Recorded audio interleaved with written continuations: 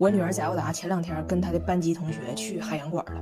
海洋馆不都有那种海底隧道吗？往顶上一看，就各种鱼游来游去的，小朋友们都很兴奋。这个说我喜欢这个鱼，红色的像珊瑚；那个说我喜欢那个鱼，银色的还会发光。老师问我女儿，那你喜欢哪种鱼呢？Zelda？我女儿说，这些看起来我觉得都一般，我喜欢那种就是那种刺儿少的。我就发现小孩说话真是太有意思了。就是众所周知，大家不听说了吗？最近拿铁开始冒话了，说出了人生第一句话，就他爸一直搁那问他，拿铁告诉爸爸鼻子呢，鼻子呢，鼻子呢。然后拿铁不耐烦了嘛，突然间整出一句，在这儿呢。拿铁这个在这儿呢，当时让我想起来，我女儿小时候也是这样，就是你看她长得像个外国人似的，你完全不能想象她一张嘴那么惊艳。就她小时候3岁那年，我领她回家，完我们全家领她一块去看一个湿地公园。那湿地公园就坐小观光车嘛，然后左边有什么黑天鹅，右边有什么丹顶鹤的。完他3岁时候长得更是就是特别像外国人，完还跟他爸坐一起。完前面那导游呢就以为他是个地地道道的小外国孩，就非常热情，就使尽了浑身解数想和我女儿完成就达到一个沟通。但是呢，你说丹顶鹤那玩意儿谁知道咋说呀？然后那导游也挺聪明，就调动了自己所有的英语单词储备量来刺激我女儿，就逼她说出这个动物丹顶鹤到底什么东西。Look at the animal. Is it a dog? Is it a tiger? Is it a dragon? 我女儿无比淡定的回答：“你傻呀，那不大鸭子吗？那不大鸭子吗？”然后上个月我被那个咪咪巴拉邀请去参加一个访谈式的一个小拍摄，就是倡导和孩子多沟通，像朋友一样交流。然后主题是大人的难题，咪咪的答案，就是把大人平时老问的这些难题问小孩，看他什么反应。然后我就问那小孩，那小孩5岁，我说：“请问你有容貌焦虑吗？”那小孩说：“什么是容貌焦虑？”我说容貌焦虑就是一个人看着镜子里边的自己，觉得自己长得不好看，所以他很苦恼，他很难过。所以你有容貌焦虑吗？那小孩说啊，我没有，我照过镜子，我觉得我自己挺好看的。我说对，你说的非常好，就应该这样，让咱们从此都没有容貌焦虑。然后录完之后，那小孩偷偷把我拽过来了，说彩玲老师，我没有容貌焦虑，但是我觉得你应该焦虑。当时给我逗坏了，我就跟我女儿视频，我说在澳大呀，咋整啊？人家别的孩子说你的妈妈照镜子，看到镜子里的人应该焦虑。我女儿说没事啊，妈妈，我要回去了，等我回去咱们俩一起照镜子，那镜子里只要有一个好看的，你不就不焦虑了吗？虽然这句话很伤人呢，但他最近也说了一句非常暖心的话，因为他们如果回来的话，隔离政策不是现在要在酒店隔离21天吗？我就有点担心，我说你回来了。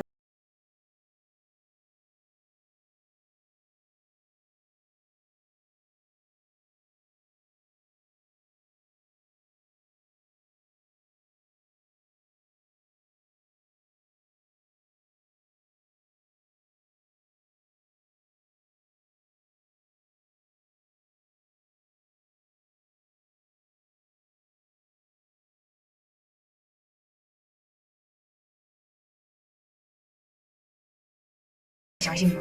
我的大胖媳妇儿博士毕业了，雪人成为了一名博士。对，就是这个媳妇儿，我没换媳妇儿。失业之后想完成自己的学术梦，开始狂改论文。结果呢，第一次提交论文，他导师抠为的了；第2次提交论文，他导师又抠为的了，连他导师的妻子导娘呗，属于也抠了。他第3次刚要提交，我说你等会儿，你交一次他抠一次，你交一次他抠一次。你导师今年76了，你这是第3次交，他可经不起第3次抠啊！你的最后论文没提交上去，你把他给提交了。我说要不然你让你老师打个疫苗吧，他这疫苗不满第3针，你这答辩都难过60分呢。然后他跟他导师联系，他导师说我确实最近又非常不舒服，而且我现在面临着一些就是家庭婚姻的一些困境吧，我确实是很焦虑。我说他是不是又得了？你导师不是叫 David 的吗？就直接改名叫 COVID 的得了。正好他媳妇要跟他闹离婚，COVID 的 Hawk， 新冠绿巨人。反正不管咋地吧，就最后他是过了。但是我想说什么呢？就是真是不要盲目崇拜学历，一个人的智商其实他证明不了什么。娶了潘金莲的武大郎，想滑雪依然找不着腿；拿了博士的大雪人，上厕所依然找不着北。比如我老公前天跟我妈视频电话，给我急坏了。我妈跟他视频嘛，我妈说我看你今天外边天挺好，你带孩子出去玩玩去。我老公想回答呢，我要防晒，但是他的汉语不好，我也不知道咋寻思的，他就把防晒说成了防带。然后他告诉我妈，不可以，我要防带。我们都要防带。我妈说你防不防带的也不当你出门啊，你咋的？你防带叠加了？你怕逮捕啊？你家是老赖呀？我老公也没听明白我妈说啥，问我妈，难道你不防带吗？你不防带吗？我妈说你们加拿大可能防带，我们铁岭不防带。铁岭呢人反正是比较要强，再说也便宜，不至于。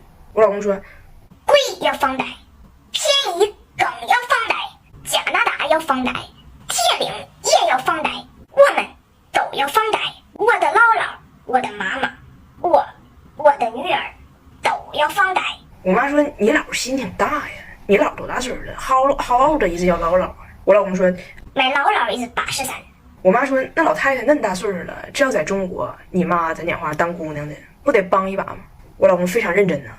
我姥姥的房贷是我姥姥的房贷，我妈妈的房贷是我妈妈的房贷。我姥姥不能帮我妈妈房贷，我妈妈不能替我姥姥房贷。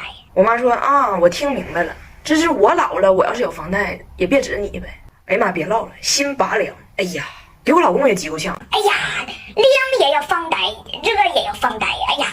你们知道让中国老人和外国老人一起带孩子是什么结局吗？结局就是中国老人除了带孩子，还得带外国老人。我和大胖媳妇一起出差了，就留我爸和我婆婆在家一起带孩子。这一早上孩子连玩带闹太累人了，我爸就想出了一个能短暂解救自己和温迪的方式，让孩子去躲猫猫。反正我爸也没准备跟孩子们真玩，就寻思让孩子消停一会儿。我爸的计划是宣布现在开始躲猫猫，然后孩子们一跑，我爸呢就可以给温迪沏一杯茶，俩人休息一会儿。我爸没想到他一宣布，孩子们，咱们现在玩一个游戏叫躲猫猫。温迪I love that game。噌家窜出去了，狗都追不上。人家张大铁已经找好的地方，我婆婆觉得好，跟张大铁抢。张大铁说不行，这是我选的地方。温迪告诉他，孙子，咱俩换。我本来选的地方吧是狗窝，但是亲爱的上帝，谁能想到那还有只狗？拿铁，这样我给你2块糖，咱俩换。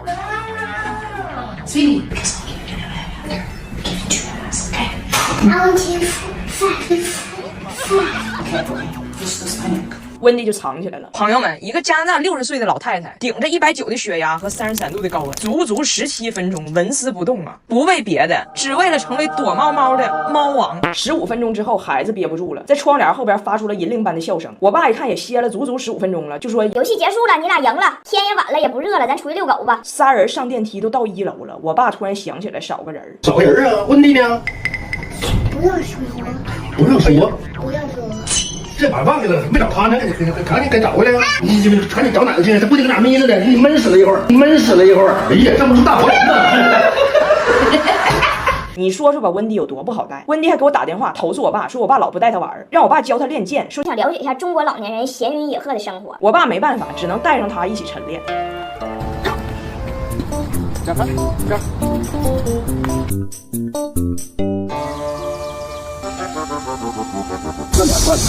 不要问题，咱们还是学最简单的。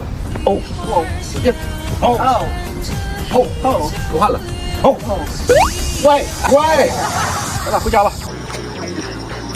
多动症有点，哎又来，给我爸忙得坏了。温迪这边跟我爸学练剑，人家温迪根本不看孩子们，温迪经常让孩子在外边随便玩，踩泥巴、钻沙堆，这都还好。真正让我爸崩溃的是，踩完泥巴、钻完沙堆之后，回家直接穿鞋上床，随便踩。那你说谁对干净都有自己的理解？咱不站队了，我只知道论干净还得蓝月亮。我还特意去人家的洗涤科技馆学习知识，还实操了，搭配玉图神器，让游班无所畏惧，轻松搞定日常衣物、床品污渍，连难闻的汗味都能有效去除，好神奇！哎，我发现很多老外都这样，穿鞋可以直接踩在床上。我问温迪为什么，温迪说被是有2面的，外面咋埋汰没事儿，你钻被窝里干净的就行。而且如果你的顾虑是怕鞋脏，那没事儿。今天我领孩子出去玩的时候，压根是没穿鞋。等我出差回来，发现我爸和温迪都不在家，一问我爸领温迪看中医去了。我爸觉得温迪肯定是火大或者什么毛病，造成了他的躁郁和癫狂。然后人家医生问温迪啥，睡眠呢、饮食啊、心情啊，温迪都说特别好。医生就问我爸，那他到底是哪儿不舒服？我爸说他让我不舒服，